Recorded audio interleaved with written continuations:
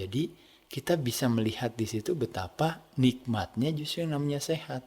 Olahraga, bahkan tantangan tersendiri bagi kita untuk bilang adalah jenis olahraga apa yang bisa kita lakukan yang memberikan satu manfaat yang tinggi dan menyenangkan dalam prosesnya. Nah, nanti akan kepilih beberapa jenis olahraga yang bagi kita menyenangkan, ya.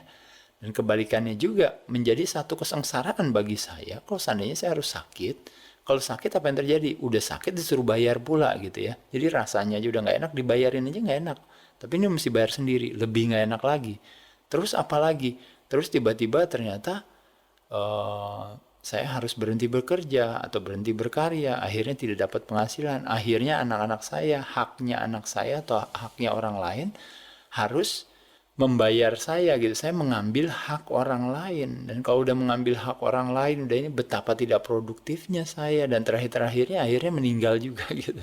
Jadi sesuatu yang akhirnya kualitas diri kita dari seberapa besar kebermanfaatan kita, kalau kita melihat seperti itu kita udah sangat tidak bermanfaat. Jadi gimana gitu, kita tidak menginginkan kualitas hidup kita jadi menyusahkan orang lain, dan kita berharap kita justru bisa memberikan gitu ya, bukan menyusahkan.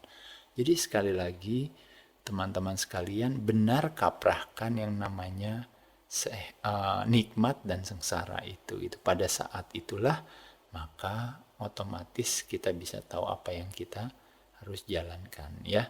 Kembali masuk selanjutnya lagi ke elemen yang ketiga, yaitu adalah penyajian atau timing. Elemen daripada diet yaitu adalah tadi yang ke-1 adalah sumber dan jenis, yang 2 adalah penyajian, yang ketiga adalah timing atau jumlah, jadwal, maaf. Jadwal itu artinya apa? Artinya makanlah tepat waktu, ya. Makan tepat waktu itu seperti apa? Sebagai contoh misalnya kita bilang, oh saya makan pagi, makan siang, makan malam. Mau sesibuk apapun waktunya makan pagi, ya saya makan pagi. Mau sesibuk apapun waktunya makan siang dan makan malam, ya saya makan siang dan makan malam. Kalau seandainya di antara makan pagi dan makan siang saya lapar, saya mengambil snack sehat di tengah-tengahnya. Kalau seandainya di antara makan siang dan makan malam saya lapar, saya mengambil snack sehat. Snack sehat itu kayak apa sih?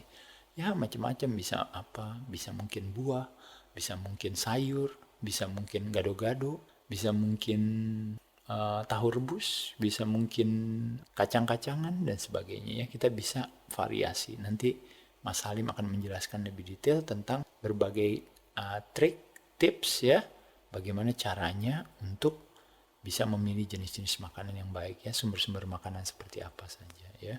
Jadi timing di sini adalah makan tepat waktu. Kita tentukan waktunya makan.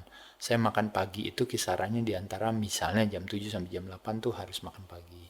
Makan siang itu di antara jam 12 sampai jam 1 dan makan malam itu di antara jam 7 sampai jam 8 misalnya. Selain itu apalagi yang mesti dilakukan?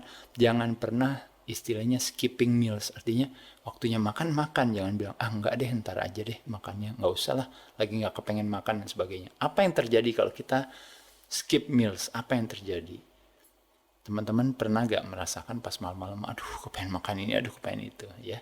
Itu yang didefinisikan atau dikategorikan sebagai yang namanya night eating syndrome. Jadi sindroma makan malam, jadi udah malam kepengen makan. Kenapa orang pas sudah malam kepengen makan? Jawabannya simpel sederhana, karena apa? Karena dia skip breakfast.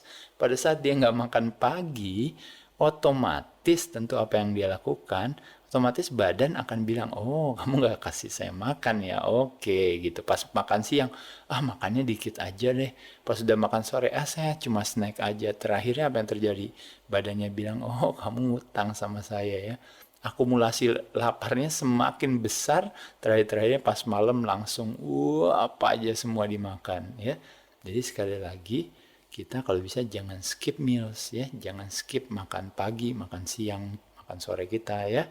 Tapi kita harus makan tepat waktu, justru sehingga kita pada saat malam hari kita menjadi lebih tenang, ya. Selain itu juga kalau bisa juga beberapa hal dalam kalau hal timing ini kita membuat satu konsistensi, ya. Karena dengan kebiasaan, ya, dapat dengan membuat satu kontinuitas, ya, akhirnya menjadi satu kebiasaan karena kita udah lakukan lagi, lama-lama menjadi fasih. Itu mirip seperti sebuah repetisi tadi, ya. Cuma kalau di rokok itu repetisinya akhirnya ibu dari sebuah pemahamannya adalah bahwa rokok itu cool gitu. Nah, kebalikannya di sini adalah kita buat satu repetisi, setiap hari kita melakukan makan tepat waktu, akhirnya sudah menjadi satu kebiasaan bagi diri kita.